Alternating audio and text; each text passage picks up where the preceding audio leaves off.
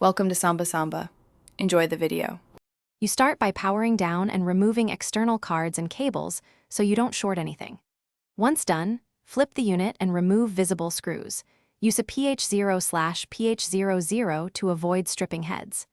Make sure to work on a clean, flat surface and keep screws grouped by location. This prevents reassembly confusion.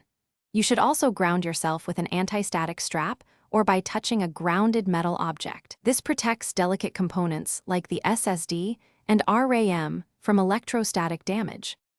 After opening the case, use a plastic spudger to release clips along the bezel.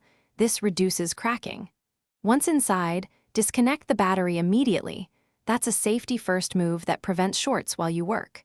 Then detach ribbon cables with their locking tabs and remove antenna leads by pulling straight up.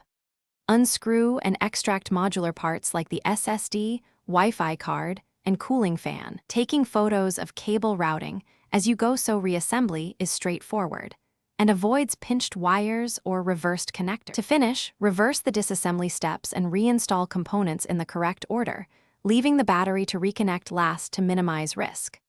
Once loosely assembled, perform a boot test to confirm fan spin, charger LED behavior, and that the device reaches the Chrome OS boot screen. This catches issues before you seal the chassis.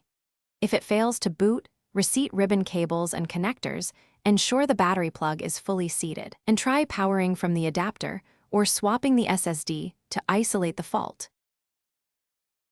Thanks for watching. Consider subscribing if we helped you.